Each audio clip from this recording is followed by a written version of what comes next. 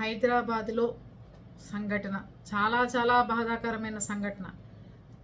ప్రేమించాడు అని తన కూతుర్ని అతి కిరాతకంగా 17 కత్తిపోట్లు పొడిచి మరీ చంపారు అతన్ని. ఎక్కడో తెలుసా? కంట్లో, చెవుల్లో, బ్రెయిన్ మీద, అన్ని చోట్ల. అతను బీటెక్ ఫైనల్ ఇయర్ చదువుతున్నాడు. తల్లి ఇళ్లల్లో పాచిపనులు చేసుకుని బతికే మనిషి. అక్కకి మార్చిలో పెళ్లి చేశాడు. తండ్రి బాధ్యతగా ఉండడు, తాగుబోతువాడు అని అక్కడి గ్రామస్తులు చెప్తున్నారు.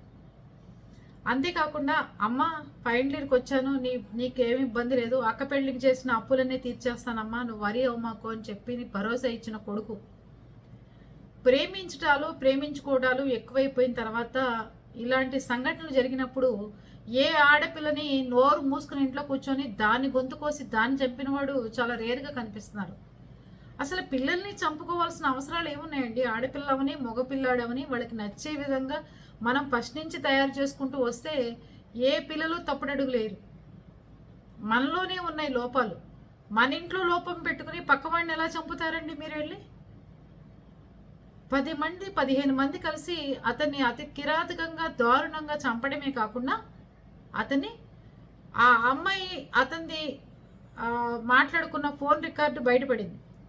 మా నాన్న పేపర్లు తీసుకొచ్చాడేవో, దాని మీద సంతకం పెట్టమంటున్నాడు, అవి మేము రాసుకుంటాం, నువ్వు సపోర్ట్ చేయకుండా కూర్చో, నీకేం చేయాలో మేము చూసుకుంటాం, పోలీస్ స్టేషన్లో నువ్వేం మాట్లాడమాకు, మేము చూసుకుంటామంటే నన్ను హెరాస్ చేస్తున్నాడు వీడు, నా ఎంట పడుతున్నాడు అని చెప్పి అతని మీద ఏదైనా కేసులు బనాయించి అతన్ని హింసించుతున్నాడు, మా అమ్మాయిని చేసుకోకపోతే చంపుతానంటున్నాడు అని చెప్పి వాడిని పోలీసుల ద్వారా అరెస్ట్ చేద్దాం అనుకుంటున్నట్టున్నారు. దయచేసి పోలీసులకు కూడా చెప్పేది ఏంటి అంటే, మీ దగ్గరకు వచ్చినప్పుడు ఏ పిల్లాడిని అనవసరంగా ఇరికించమాకండి ప్లీజ్. మీ ఇంట్లో పిల్లల్ని కనుక ఇరికిస్తే మీకు ఎంత బాధ కలుగుతుందో. ఇలాంటి తండ్రులు కూడా ఉన్నారు. అది నిజమా అబద్ధమా కూడా నిర్ధారించుకోండి ఒకసారి. చాలా చాలా ప్రాబ్లమ్స్గా ఉన్నాయి బయట. పిల్లల్ని పెంచాలంటే, మగ పిల్లల్ని బయటికి పంపించాలంటే ఎన్ని ప్రాబ్లమ్స్. ఎవరిని లవ్ చేస్తాడో తెలియదు, ఎవరు లేపేస్తారో తెలియదు, ఎవరు కేసుల్లో బనాయిస్తారో తెలియదు, ఎవరు ఫోక్సో కేసు పెట్టిస్తారో తెలియదు. ఇంత మధ్యలో మగపిల్లాన్ని పెంచుకురావాల్సి వస్తుంది. ఆడపిల్లలకి విషయానికి వస్తే, గొప్పింటి పిల్లలు అయితే కనుక ఏ తల్లిదండ్రులైనా ఖండిస్తారు. అతను గవర్నమెంట్ ఇచ్చిన ఇళ్లలో దాంట్లోకి వెళ్ళి చేరాడు. అక్కడికి వెళ్ళి ఉండకుండా ఈవిడి ఉంటున్న ఇంటి దగ్గరకు వచ్చి అక్కడ ఒక బడ్డీ కోటి దగ్గర ఫ్రెండ్స్ వేసుకుని కూర్చుని ఉంటే ఏ తల్లిదండ్రులైనా మందలిస్తారు, చంపేస్తే అంత కాదు.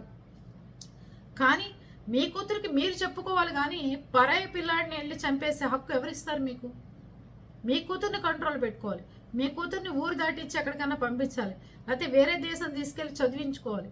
అంతేగాని పిల్లాడిని ఎలా చంపేస్తారండి? చక్కగా బొమ్మలాగా ఉన్నాడు అతను కూడా. దయచేసి మీకు అర్థం చేసుకోవాల్సింది ఏంటంటే, చదువుకుని ఉద్యోగాలు వచ్చిన తర్వాత ప్రేమించుకోండి. ప్రేమించుకున్నా కూడా ఉద్యోగం వచ్చిన తర్వాత ఏం చేయాలో నిర్ణయించుకోండి.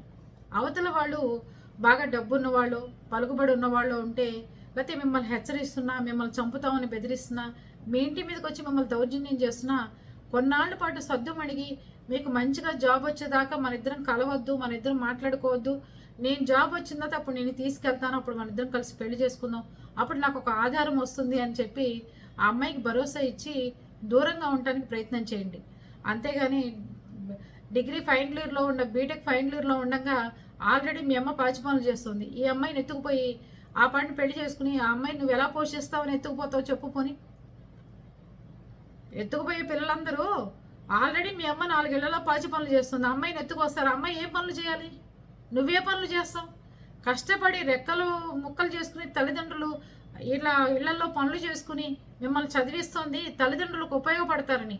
ఈ ప్రేమల కోసం తల్లిదండ్రులు జీవితాంతం ఏడ్చెట్టు చేశారు. ఇప్పుడు ఆ తల్లి జీవితాంతం ఏడవలసిందే. ఇంకా పాపం ఎవరు తీర్చగలరు ఆవిడ కడుపు కోత? ఎంత బాధాకరమైన విషయం. ఏదో చేతికి అందొస్తాడు కొడుకు, సుఖపడదామని ఆ తల్లి అనుకుంటుంటే, ఈ రకంగా నువ్వు ప్రేమించి పెళ్లి చేసుకుంటాను, ఎత్తుకొస్తాను, వాళ్ళ ఇళ్ల ముందు కూర్చుని వాళ్ళు దౌర్జన్యాలు చేసి, ఇది పరిస్థితి. ఆడపిల్లలకు కూడా నేను చెప్తున్నాను, పెళ్ళిళ్ళు చేసుకునేటప్పుడు ఆలోచించండి. మీకు హోదా గలవాడు కావాలా, డబ్బు గలవాడు కావాలా, లేకపోతే చదువుకున్నవాడు కావాలా? లేని వాళ్ళ ఇంట్లో ఉన్నా నేను ఈరోజు ప్రేమ సినిమాలు చూసి కలిగేది కాదు. నిజ జీవితంలో నేను వాళ్ళ ఇళ్ళకి వెళ్తే నేను బతకగలనా లేదా? 4 ఇళ్లలో పాచి పని చేసుకునైనా సరే నేను కూడా ఇట్లా జీవించగలనా లేదా అని ఆలోచించుకుని ప్రేమించండి. మీ ప్రేమ వల్ల అనవసరంగా అబ్బాయి చనిపోయాడు. ఏ తల్లిదండ్రులైనా పిల్లని తీసుకెళ్ళి అలాంటి ఇళ్లలో ఇవ్వాలని కోరుకోకుండా ఈ మధ్యకాలంలో ఇలాంటి జరగంగానే వెంటనే వాళ్ళని చంపేస్తున్నారు. ముందు మీ పిల్లల్ని జాగ్రత్త పెట్టుకోండి. ఇళ్లలో మీ పిల్లల్ని భరోసా ఇవ్వండి. అమ్మ ఇలాంటి పనులు తప్పమ్మ, ఇలా చేసుకోవద్దు, వాడి ప్రయోజకుడు అవని, మంచి ఉద్యోగం రాని, లేకపోతే ఇంకోటి చదువులు అవని, అప్పుడు చూసుకుందాం అని చెప్పండి. ఇదేది చెప్పకుండా ఇష్టారాజ్యంగా ఎదుటివాడి పిల్లలు అనగానే అలుసు ఆ మగ పిల్లల్ని చంపి పారేస్తున్నారు ఎక్కడికక్కడ.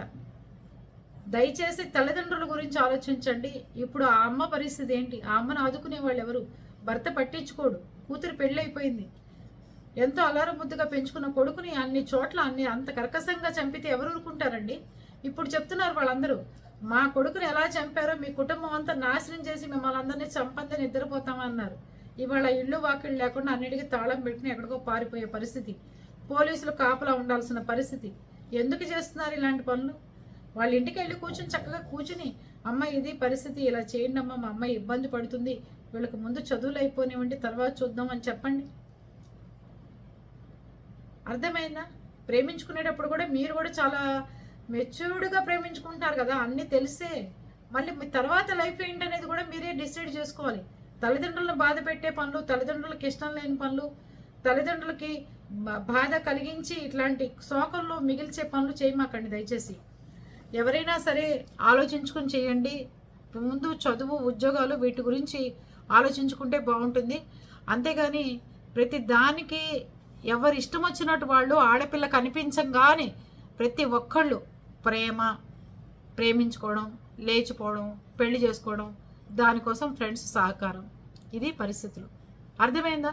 జాగ్రత్తగా ఉండండి. అమ్మా నాన్న ముఖ్యం, చదువు ముఖ్యం, ఉద్యోగం ముఖ్యం, దాని తర్వాతే ప్రేమలు కానీ పెళ్ళిళ్ళు కానీ.